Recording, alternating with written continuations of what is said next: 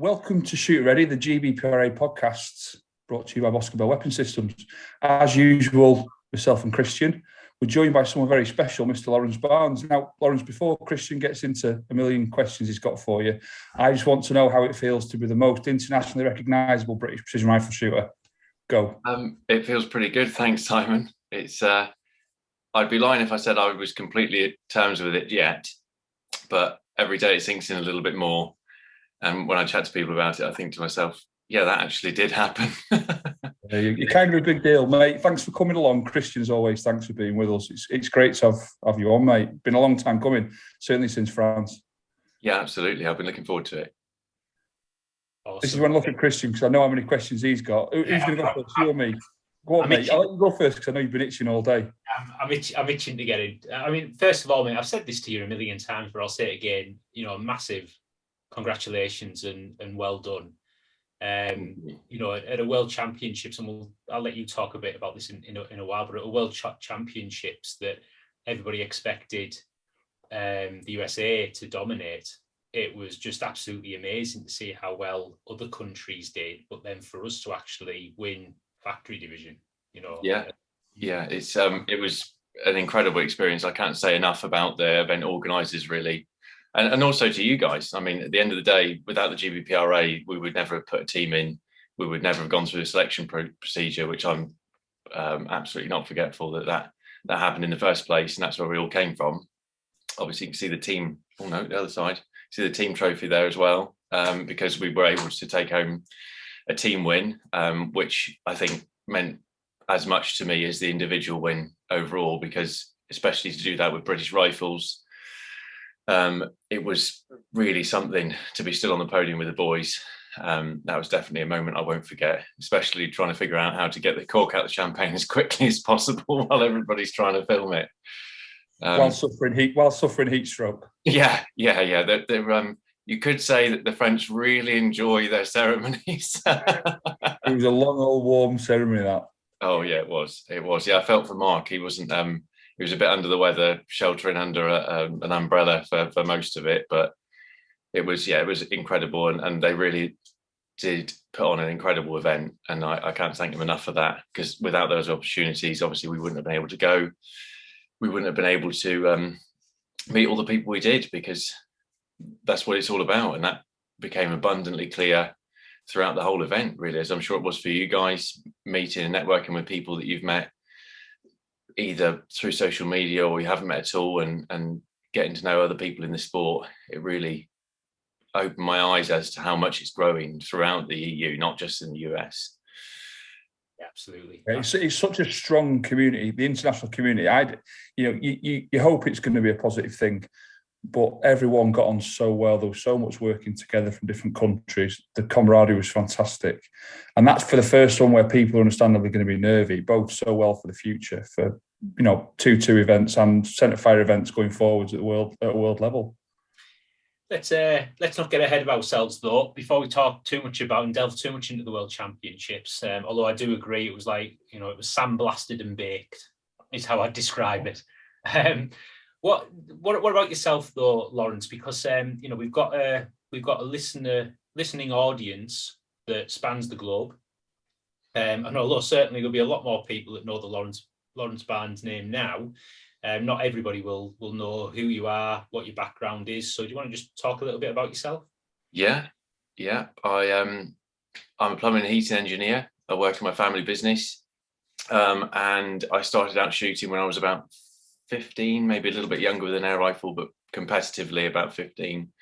Started in clay shooting, in sporting clays, and progressed relatively slowly through that. Didn't really take it too seriously. It was more about the joy of shooting than it was pushing myself really hard, up until the last 5 or 6 years, maybe 7, where I really decided that shooting for the country was something I really had on my list of must-do goals for my life. I was really lucky in that I worked with some incredible people and achieved a place on the England team for FitAsk Sporting. That's 2 years ago now. 2 years ago, yeah, it was.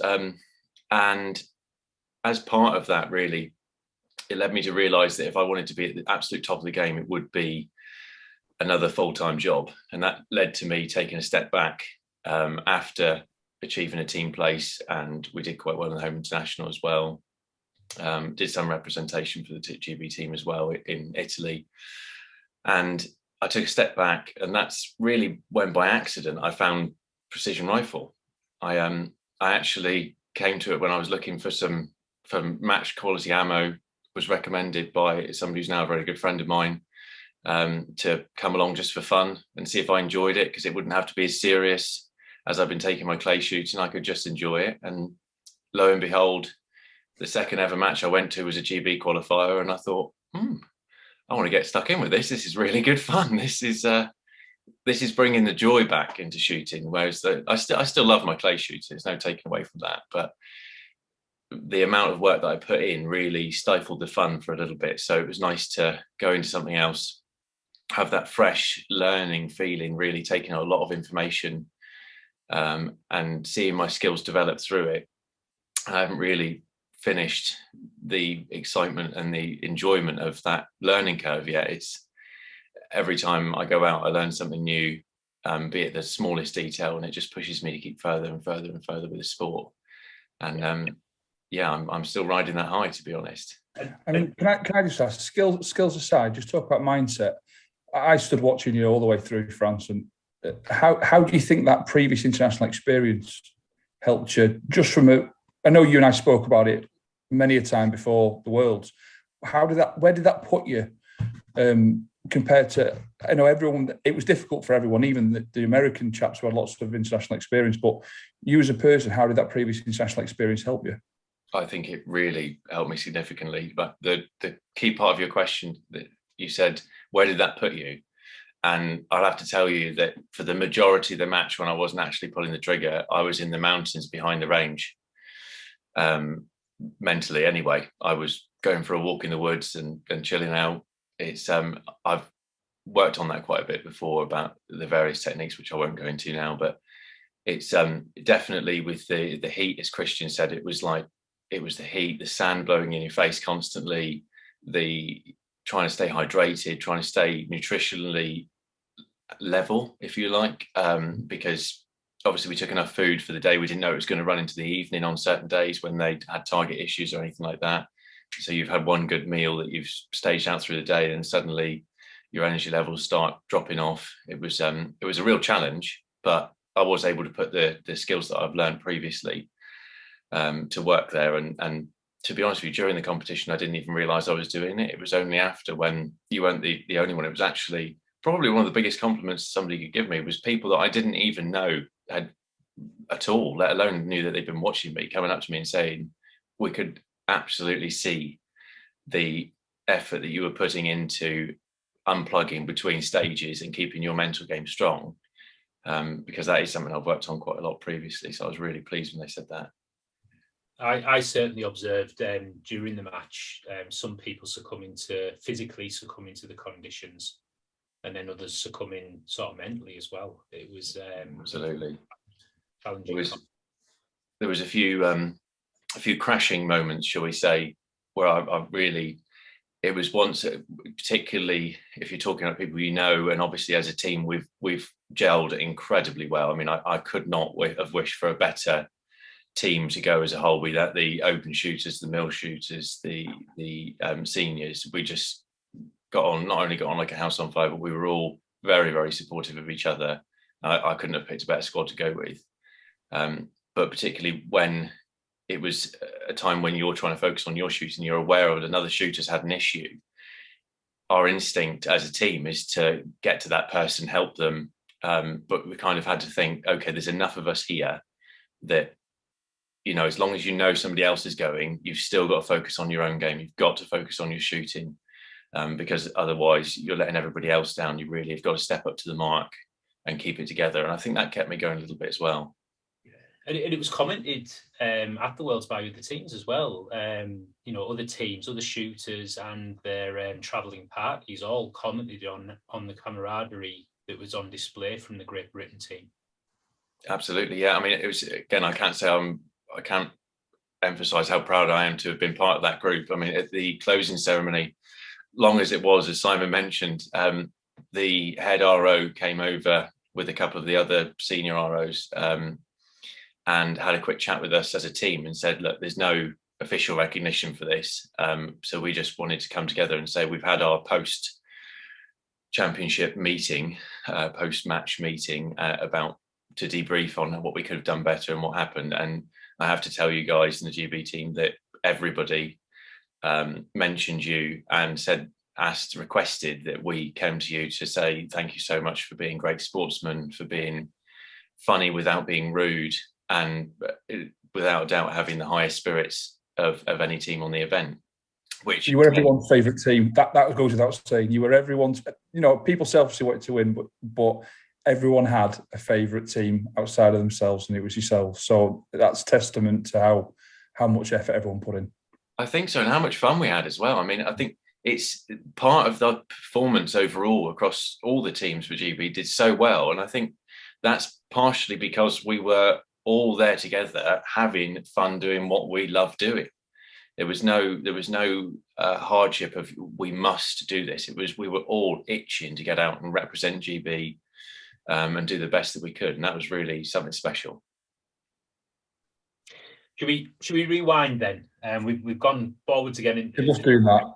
He loves putting the brakes on and taking us backwards when we're on that's fine. Somebody's got to do it. Do you like how Simon started with Christian's itching to ask you loads of questions, and so Simon's asked all the questions? Yeah. I'm joking, mate. I'm not keeping count. So you were talking about how you got into precision rifle. Your second match was the second GBPRA qualifier that you came and shot at. I remember when you turned up at that match because you were shooting a Begara HMR, and obviously I shoot Begaras as well, so that caught my eye. You were having a little bit of a problem, as I remember, with the rifle. I remember you had your tools out, something needed tightening or something. Yeah. First time that me and you actually met, and I was like, "Do you need a hand with anything?" You're like, "No, I'm covered, I'm good." Yeah, I could see then you were super focused on the match. Yeah, I remember that actually. It was the rifle had been delivered to my local RFD the day before I'd driven up to the match, having not mounted a scope on it or anything. And I arrived, and actually it was completely my fault. I read the torque readings wrong for the bases to go on the rifle and sheared both the bolts to go on the bases. Then very kindly, one of the chaps at Orion lent me a mount that would work on different bases. And then I shot that match with the gun completely cobbled together with borrowed, begged and pinched parts. And yeah, it still worked very well. Like I said, it was my fault, not the guns. But I've learned a lot since then. I've definitely learned a lot about the equipment and certainly the coming from the shotgun background. I mean, once you buy a quality gun, you could be in it for a lifetime. You just got to stuff it full of cartridges and keep going, as long as it's serviced intermittently. Whereas this is a totally different game. It's much more. I think that suits my sort of engineer mindset and background, that I quite like the technical aspects of it as well. But no, that Begara did me very well for several matches actually. And it was great seeing you coming into the matches, because nobody heard of you before. I mean, there'll have been people that have heard of you, but you were a very newcomer to the sport. Not many people will have known about you. Certainly not as a precision rifle shooter. No, I'd say nobody. Yeah, it's. And you were up there in like challenging for qualification right from the get-go, pretty much. Yeah, it's. I mean, I think because I've always shot rifles in the background, I've never done it competitively, but I've always done it, be it for pest control or for fun, or I mean, that's how I learned to shoot originally, was air rifles and 2.2s and things like that, as everybody does in the scouts and the cadets, or a lot of people do. And I think that experience at trigger time paid well. Particularly the first ever match was one of the riflemen's matches where they actually, talking to Begara, had a Begara up for grabs for the top prize. And that was when I went with Josh Martin of C2 Precision. And I came second after him. And with my Tikka Foxing rifle, and I thought to myself, this must be complete chance. I've just fluked it, completely fluked it. So I better go to another match just to prove that I'm rubbish at this. And yeah, that was when things started going really well. And I just sort of, I think, again, I'm lucky that I've had some great mentoring. Like I said, Josh he's not minutes from me, but compared to you guys, he is just down the road. And we've built a great friendship since then. I've been able to eke out every bit of his knowledge to help me along the way. And on that, we'll just talk about, so taking us away from the centre-fire world and the different places there are to shoot. You mentioned riflemen. You've been shooting with Josh at C2 at some of his shoots. Just have a minute talking about where 2.2 fits in the grand scheme of things, because you've been as busy with 2.2 as you have been. I won't say internationally because we haven't got to the international 2.2 worlds yet. But how does that fit in with your shooting regime?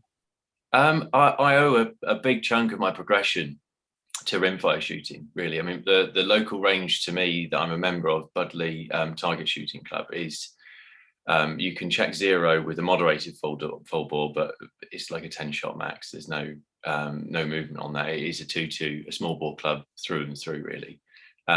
And because that's my local range, it really, shooting the Riflecraft Challenge, the Riflecraft Targets, Chris Way's system, which again, I can't speak highly enough of him and his input. Since the Worlds, I've been able to have some chats with Chris and let him know that his system was definitely responsible for my progression, or some of my progression in the sport.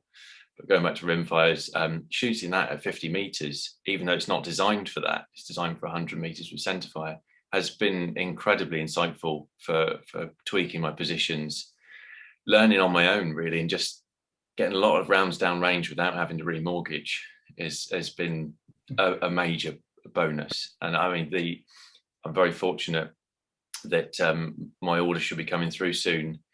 In fact, I think it's about a couple of weeks out, where you see my ATX, the comp rifle that I've got over my shoulder here. I've got an ATX chassis, the AICS chassis, coming to put my Bergara B14R rimfire in, which, yeah, if looping back to the PR22 finale a couple of weeks ago, if I'd have had that then, I won't say it would have been a very different outcome, because Andre... That would have been the decider, would it? Is that what we're saying? Is that the position? We'll go with you if that's what you reckon. No, he absolutely deserved the win. I will not back away from that.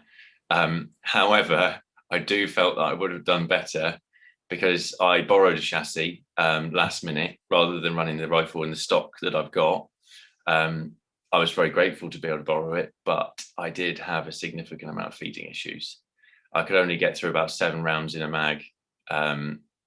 The 3 random others would just ping out the side of the gun or ram straight into the barrel face. But again, it's interesting. I find an interesting parallel between where precision rifles going in the UK on the whole and your journey. You know, there was lots of precision rifle shooting, quite sporadic and disjointed in the past, and it seems a lot more joined up now with people shooting across all the different events, and there seems to be a structure going forwards. So it seems that you've come to the sport, and I'll call it sport even though some people don't agree, you've come to the sport just at the time when it all seems to be maturing, if you will. You know, the 2.2 side of things is becoming more established, and I think he's going to become a lot busier, certainly through the winter months and into next year in anticipation of Italy. Centerfire will be what it is. I know we'll talk a short while, you'll be going to the PRS finale, and there's other centerfire events up and down the country. But to be where you are now, you couldn't have timed it better, really, could you? No. It's I think I'm looking ahead at the winter thinking, okay, yeah, I could do with a break. It's not a particularly cheap sport, especially when you come into the European trips. Obviously, we've been to France twice. I went for the sort of unofficial European Championship, which the FRPRA put on, to gauge if they could run an event of the size of the World Championship, which obviously they did very successfully. So looking at next year, I think you're absolutely right. The rimfire aspect of things, I think you'll find a lot more people focusing on that, given that there's going to be the PR22 World Championships in Italy. I'm not sure if they've announced the ground yet. I've got a name in my head, but I don't want to say it unless it hasn't been announced. We lose track of what's been announced, what hasn't been announced. We normally have to check with the IPRF before we say anything of the sort. I mean, what I say is, as well as your journey, there's the journey of your kit as well. I mean, you started off by saying you started on the Centrify competition, the IPRF qualifiers, on a completely different platform. That's evolved now to the point where you've been ironing those creases out, moving over to different chassis systems. You said yourself, you rocked up to the PR22 finale with a chassis that fantastic to have it, but wasn't exactly where you should be. So Lord only knows where we're going to be next year. Once all your systems have settled down, all your kit's settled down, you're happy with all your loads and all those things. And a lot of people are in that position as well now. That repetition and regular competition at different venues and a few international events just to keep people on the toes. People are just getting stronger and stronger and more confident in the kit, and it only bodes well for the future, I think. Absolutely, I totally agree. And I think the manufacturers are paying attention. I mean, we're no longer on the back end of what we can get from the US. Not that they're saying obviously a lot of the US kit is top notch, but we are developing our own market in the UK now and in Europe. It's no longer, okay, I'm going to need one of those. I'm going to have to wait 6 months while it gets shipped here. It's a case of, okay, this is the product that's out there. Let's talk with the manufacturer. Let's have a two-way conversation about the way we use this equipment and what we could do better, which really has been incredible, that the amount of contact you can have with manufacturers and distributors in such a relatively small market is still very intimate. But that's the thing with the small market. I mean, I go to IWA whenever it's on, and I know just how small the UK market is on the hunting point of view. I mean, it's almost laughable for mainland Europe. But the international presence that's been sort of established by you guys going out to France and putting a big spotlight over your heads has all of a sudden made us a nice little microclimate whereby we are getting the attention of those companies that are thinking, yeah, it might not be the biggest market, but it's a real sort of diluted, hardcore market. We're not running the sort of random sporadic events that are going on in some countries. Everything is quite focused, and the social media side's really tight. So I think it's a great time for precision rifle shooting in the UK based on a lot of hard work by you guys.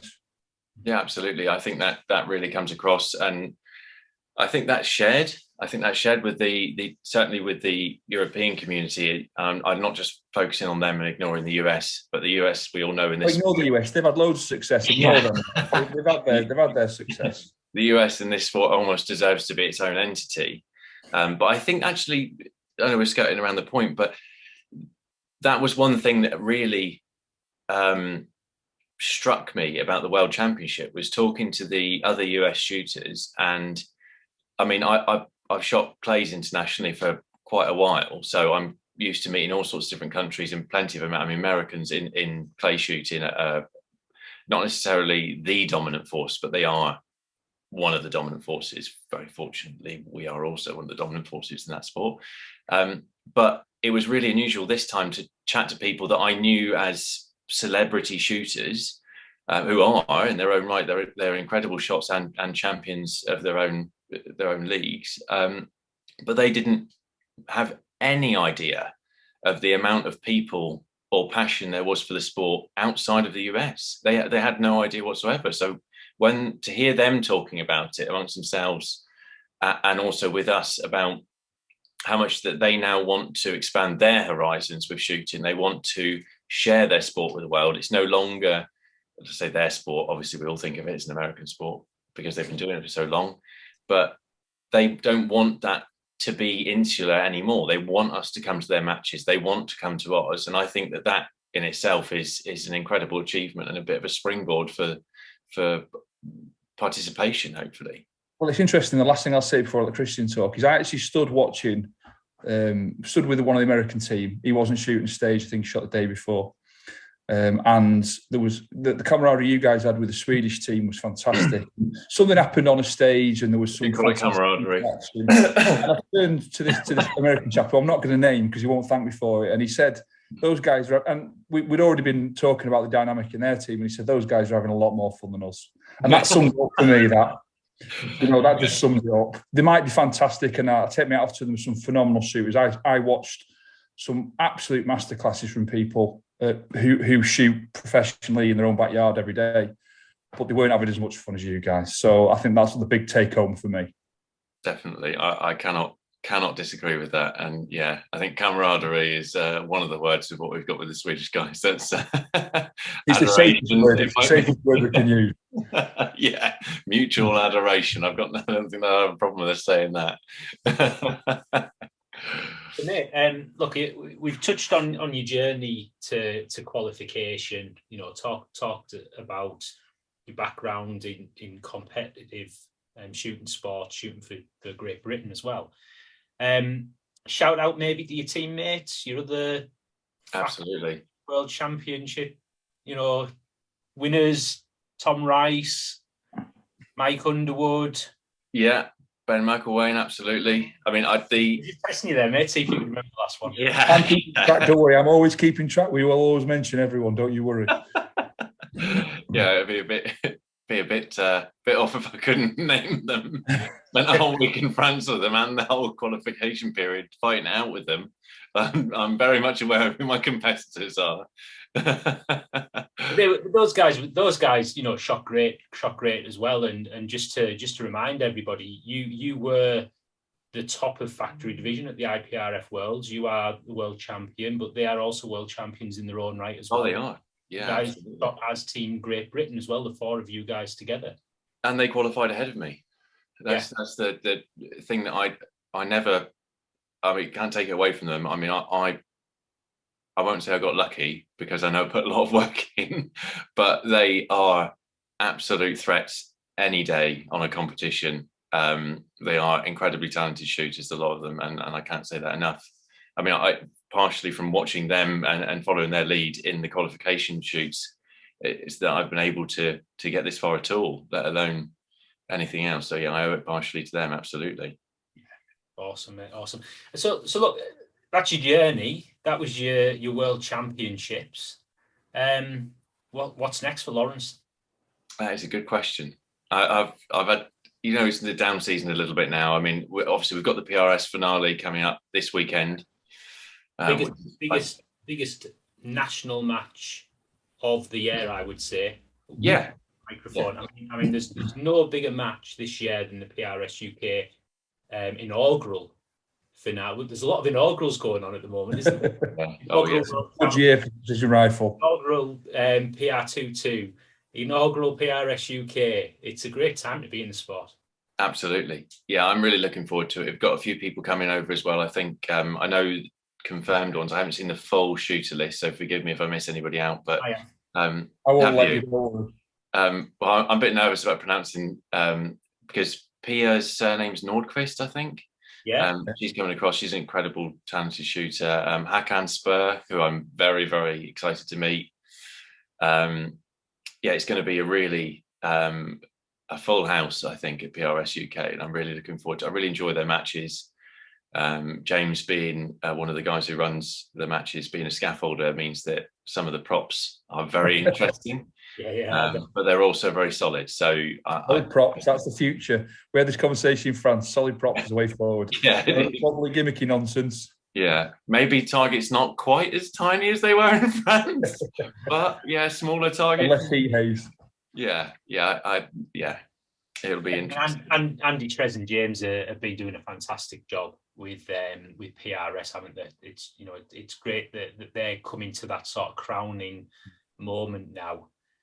This weekend, it'll be my first time coming to a PRS UK match as well. Unfortunately, I'm not shooting. I can't get there on Saturday, but I'm going to come down on the Sunday and just check it all out. Want to see what it's all about. Not beat one yet. You'll love it. It's good. They put food on and everything. It's a really, and the guys running the range at Pro Shoot, Brian and his team, they I think funny enough, when I think of them, I think about the Swedish as well, because I think we all share the same humour. Those guys are very much they get it. They get the sport. They enjoy the laugh, but they take their safety very seriously as well. I can't say good enough things about them running the range as well. They've got a good professional attitude to it. And good that they're investing in the sport as well. What they're doing to develop that range, extend the distance out from 600 yards, 600 metres to 800. You know, they've been they've been great for the sport also in the past 12 months. I mean, they're an affiliate club. They run our Precision Rifle 2-2 course of fire as well. You know, they've been a great support to the shoot. I can't praise Brian and Josh and the art team of ROs enough at Pro Shoot. Their attitude is fantastic. The more venues that come online like that who want to embrace it with both hands and try and make it work, you know, they bend over backwards. So a fantastic venue, a fantastic group of people. Long may it continue. So Lawrence, so mate, where are you a hopeful then for one of the, is it 3 places to go to the grand finale over in America? Well, I'm not for the 3 places. To be honest with you, I haven't necessarily prioritised the PRS UK matches competitively. That's my excuse. That's the excuse. Yeah. You did. To be fair, it's not because I got my ass kicked by the open class guys. It's definitely because I got my ass kicked. but if we've learned anything about Lawrence Barnes over the past 12 or so months, is that you're a very patriotic individual. You know, yes, obviously you compete for yourself, but you equally want to compete for your country as well. I don't know which one's more important to you. Maybe it's country, actually. That's a good question. That is a good question. I'd probably say my country. I reckon country. Having watched and listened to you, certainly in France, yeah. I hate to say it. I think, unfortunately, you throw yourself under a bus for a team win, I think. Yeah, absolutely. It's the going back to the PRS UK, they unusually for PRS, because normally it's only the top 3. With this being the UK, the first time they're putting guys across, the PRS in the US have actually opened it up to the top 5, but only the top 3 will be paid for. I am duking it out for one of the top 5 positions with none other than Tom Rice and Ben McElwain, my teammate from France. So that will be very interesting. Obviously, who knows? It's going to be this weekend. Possibly by the time this comes out, it'll all be over and the dust will be settling. But it's going to be fun because it's pretty close. I mean, we were talking about psychology earlier. I know it's something that you think a lot about and focus a lot on. But there's nothing better for raising the standards of individual shooters than having that sort of rivalry. And you know, one week somebody might be on top, and then the next week might be somebody else who's on top, and each other challenging each other, pushing each other on. You know, it's not a bad thing. Yeah, no, definitely, I totally agree. It's and the more competition we have at the top end, I think the more that it helps the filtering down of the skills through the ranks of the sport. It helps people come in as well, because we're competitive with each other, but everybody knows that none of us have been doing this for a particularly long time. So we know the importance of bringing on the novices in your squad and giving them help and advice as you go as well. And taking those three of the nicest guys in the sport. I mean, there are gaming people out there that people, oh dear, he's doing that again and he's this and he's that. But yourself, Ben and Tom are 3 of the nicest, most likeable guys. So there'll be none of that underhanded nonsense. It'll all be very gentleman above board, I'm sure. I don't know about that. We'll wait and see. Yeah. It's just as you were saying about the future, what's coming in the future. I think it'd probably be prudent to mention now that it's confirmed the fact that we will be going to Bisley in November for a proof of concept match for the first ever PRS style match to be held at Bisley, other than the test shoots they did at Chobham some time ago, which is way before my time. So it will be the first one's invitation only, as I understand it. I'm very lucky to have received an invite. As I understand, Christian, you might be coming along too. Yeah, I'm hoping to come and shoot that as well. Yeah, absolutely. So I'm very excited about that. That's going to be on the 27th of November, I think. And I've had a few rumours about a couple of our European continent friends coming to have a look as well. So I'm very much excited. That's another thing, like you said, inaugural. It will make history. The first ever positional steel target match on a main range at Bisley. I think collectively, big deal. Yeah, I think collectively, I speak for all of us as a membership, not just you guys as well, but it's a milestone we've all been we've all been pushing for and hoping, keeping our fingers crossed for a long time. There's lots of people put lots of hard work into that, and lots of closed doors being open. So there's a lot of people should be very proud about the effort they put in for that. Absolutely. Yeah. I mean, that was something Josh and Coops were working on back when they were on the GBPRA. Lots of people working on trying to get that over the line. And it's great that they've, carried that baton forward. Yeah. And I think if nothing else, it's another testament to how far it's come as a sport, within the discipline, that the credibility increases. It's not just a fantasy, it's not a pipe dream. This is actually a credible, sport at an international level. So it's just getting better and better. It's a great time to be involved in sport. I think we all knew that as part of when we were over there, that the world was watching. There's only ever going to be one first world championship. And I think particularly, I can't speak for fact, but I would imagine when we're talking about places like the NRA and organisations like them, to look at how we conducted ourselves abroad and how well that was received. Hopefully that's gone some way to help their decision to start supporting it in the UK. Absolutely, and I think also hosting a match on that scale safely on what effectively was a flat range, which is what Bisley is. I think that demonstrates a lot. Yeah, I think that's one thing that Charles took back to the NRA. Charles Cooper, obviously being the 1 Mile Club in the UK, who's co-hosting the match with C2 Precision. I think that was one of the key points that they took to them was, okay, it's the same range template. And we did it without one safety hiccup for 250 or plus people, including all the followers and taggers along, etc. So let's run it with 30 people tops at Bisley, prove it works, and then go from there. And with no disrespect to the military camp at Beach, we were well looked after, but we were out on some disused land at the back. The facilities at Bisley are mind-blowing in comparison to host.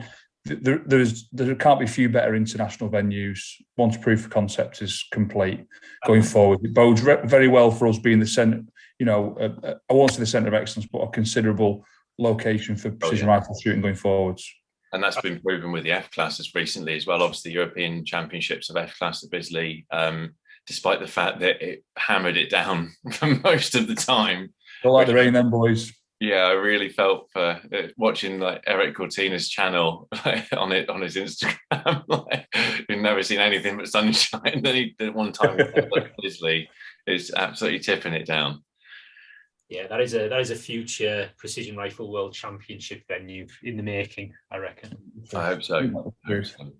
So, mate, you've been very, very well looked after by C2 Precision as you've been on your journey to the Worlds, Josh Martin's company. You've also been supported by Accuracy International, I believe, with a little bit of aftermarket support. Yeah, absolutely. It's something that I've not really looked at sponsorship very much before, or any support deals, because I'm quite proud of the fact that everywhere I've got in shooting, I've got there myself of my own doing.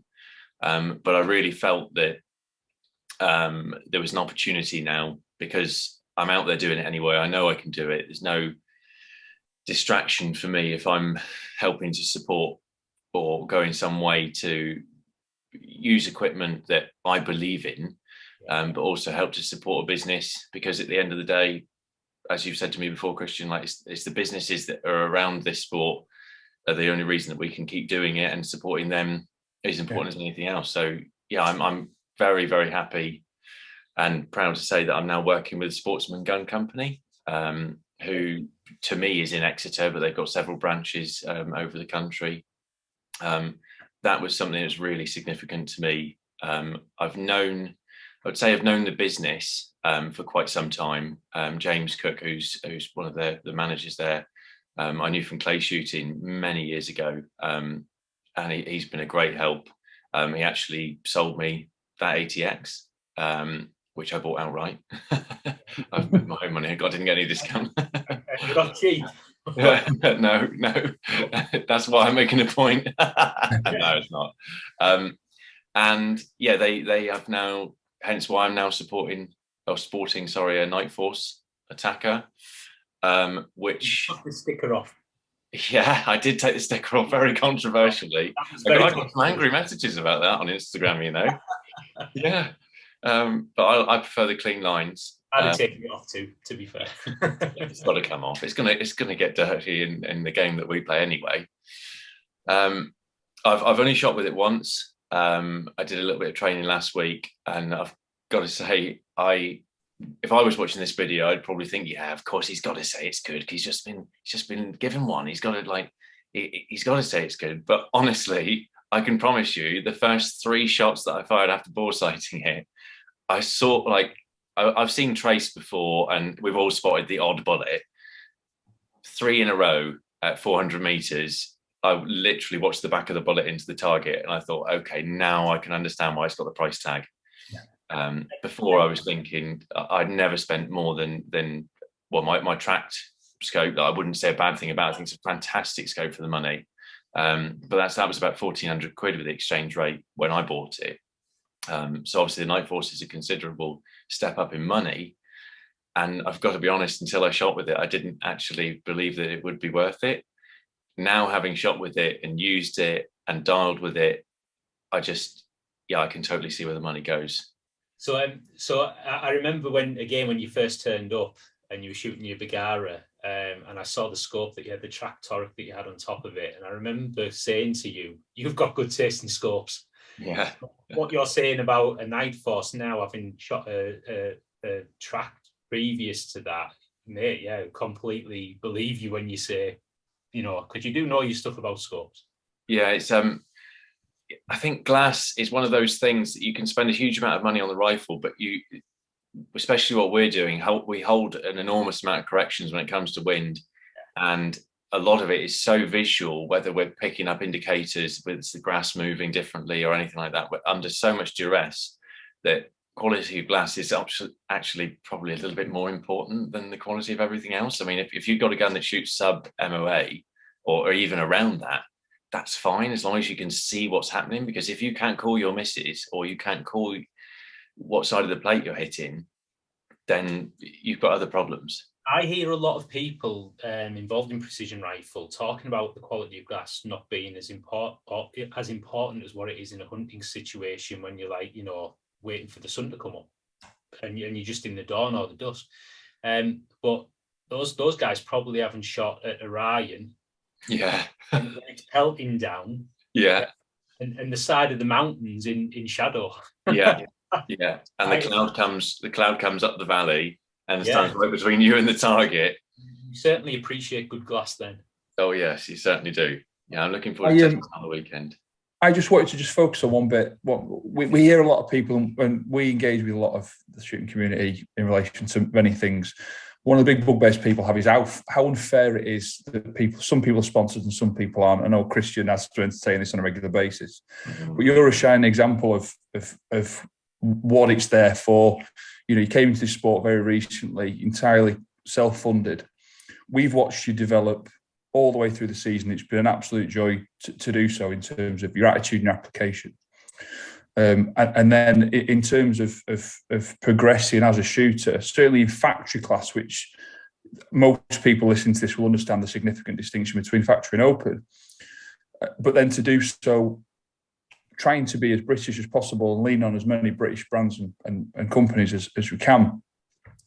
It's a shining light for anyone out there who is looking to get into the sport. A lot of people see it as a very privileged sport. If you've got money, you can achieve anything. It's not about that. So for me, I think it's been a fantastic thing to watch you come into the sport in this last 12 months or so. Watch the journey that you've had and see how you've been genuinely supported by the industry and the wider shooting community. And we need more of that. We need to bring more talent into the sport with the right attitude and application. And the industry needs to get behind those people. And that's how we will then grow and be a force to be reckoned with in the international scene in the next 5 or 10 years. Yeah, absolutely. I mean, you've only got to look at Tom, who shot the majority of the events with a completely standard It's a broomstick with some string on it, basically. Yeah. Well, yeah. So it's a very heavy string on it, but his ability with a standard, completely stock rifle without chassis or anything, yeah, phenomenal. It really proves that you don't. The barrier to entry is not necessarily the cost of the equipment, because the equipment, if you're using a firearm for target shooting or hunting or whatever to begin with, you're already invested, aside from the minor advantages of things like having a mil scope, etc., and a decent reticle. But definitely, as you say, but I think it's part of it supporting the businesses as well. As you can't just expect them to support you. Very much so. I mean, one of the things, obviously, I've been a good friend of Josh. I've never really taken anything from C2. It's always, I want to support my friend's company. I want to help him move on in the business. But also now with the Sportsman's, one of the things I'm really excited about, I've not left C2 behind, by the way. I mean, I'm still very much will be supporting them as and when required. But with the Sportsman, one of the things I'm most excited about is the fact that they're really looking proactively at this, that they understand that this sport isn't just emerging anymore, it's really developing in the UK. They want me to do some staff training with their stores on what it actually matters to a PRS shooter, what I think we're actually going to get to the point where we take them out and do a bit of an experience day on shooting on a range, be that even at 100 meters shooting paper, but do some positional shooting, have some fun with the guys, shooting PRS, which is what the reason that we all do it anyway. And that in itself excites me more because, yeah, okay, there's no two ways about it. I have benefited from this. I've got a lovely new scope that I'm very excited to use.